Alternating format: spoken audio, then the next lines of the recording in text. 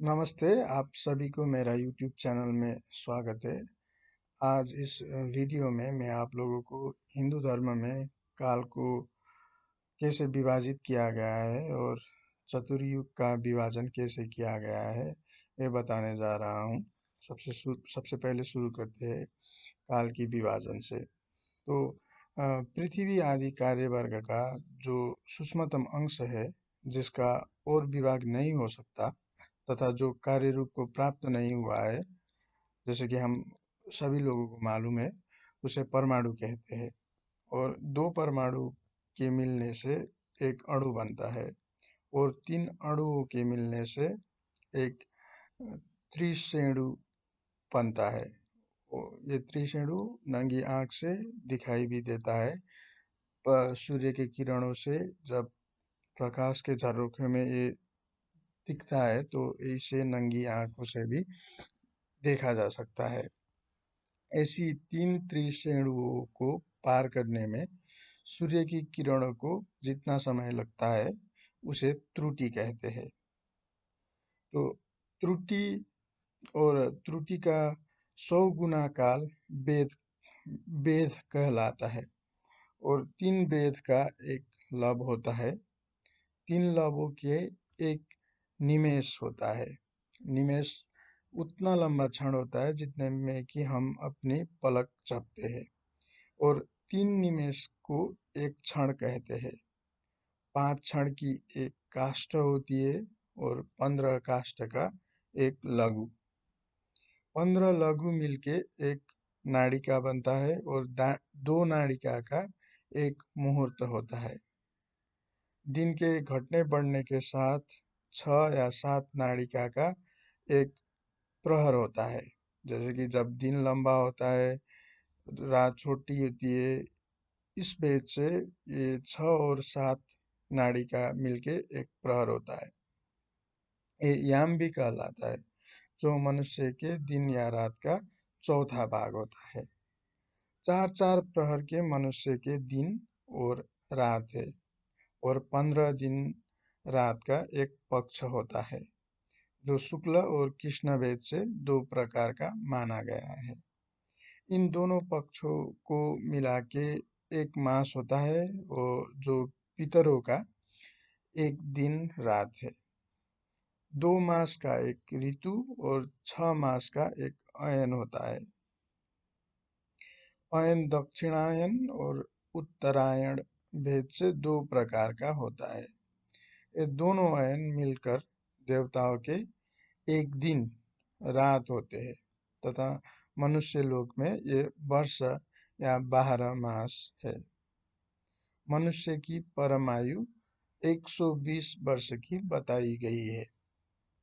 सत्ययुग, त्रेता, द्वापर और कली, ये 4 युग अपनी संध्या और संध्यांशों के सहित देवताओं के 12 सहस्त्र वर्ष तक रहते हैं।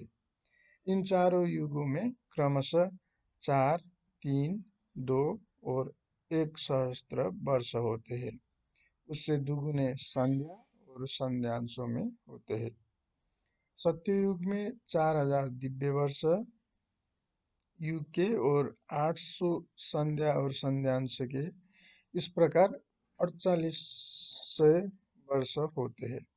इसी प्रकार त्रेता में 3600, द्वापर में 2400 और कलयुग में 1200 दिव्य वर्ष होते हैं। मनुष्य का एक वर्ष देवताओं का एक दिन होता है। अतः देवताओं का एक वर्ष मनुष्यों के 360 वर्ष के बराबर हुआ। इस प्रकार मनुष्य वर्ष की गणना से कलयुग में 4,32,000 वर्ष हुए। प्रत्येक युग में एक विशेष धर्म का विधान पाया जाता है। सतयुग में मनुष्य में धर्म अपने चारों चरण तप, पवित्रता, दया और सत्य से रहता है। अन्य युगों में अधर्म की वृद्धि होने से उसका एक एक चरण क्षीण होता जाता है। अर्थात अधर्म के अंश गर्व, आसक्ति और मत से 3 चरण तप, पवित्रता और दया नष्ट हो चुके हैं और कलयुग में अधर्म सत्य को भी नष्ट करना चाहता है। कलयुग की प्रार्थना स्वीकार करके राजा परीक्षित ने उसे रहने के लिए दूध, मद्यपान, स्त्री संग, हिंसा और सुवर्ण स्थान दिए थे, जहाँ क्रमशः झूठ, मद, काम, बैर, रजोगुण निवास करते हैं।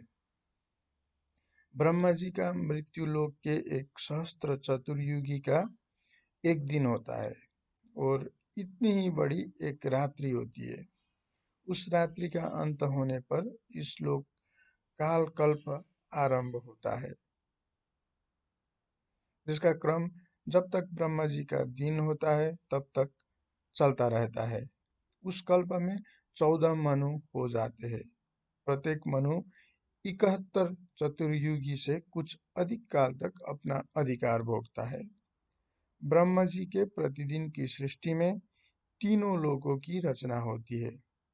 उसने अपने कर्मानुसार पशु, पक्षी, मनुष्य, पितर और देवताओं की उत्पत्ति होती है। कालक्रम से जब ब्रह्मा जी का दिन बीत जाता है, तब वे अपने तमोगुण के संपर्क को स्वीकार कर निश्चेष्ट भाव से स्थिर हो जाते हैं। उस समय सारा विश्व उन्हीं में लीन हो जाता है। जब सूर्य और चंद्रमा से रहित प्रलय रात्रि आती है, तब भू, भुव और स्व तीनों लोग ब्रह्मा जी के शरीर में विलीन हो जाते हैं। इस प्रकार काल के गति से एक एक सहस्त्र चतुर्युग के रूप में प्रतीत होने वाले दिन रात के फेर से ब्रह्मा जी की परम आयु 100 वर्ष की है। ब्रह्मा जी की आयु के आधे परार्ध कहते हैं। अभी तक पहला परार्ध बीत चुका है। ये दो परार्ध का काल अव्यक्त, अनंत, अनादि, विश्वात्मा श्री हरि का एक निमेष माना जाता है। प्यारे मित्रों, आज के लिए इतना ही। राधे राधे।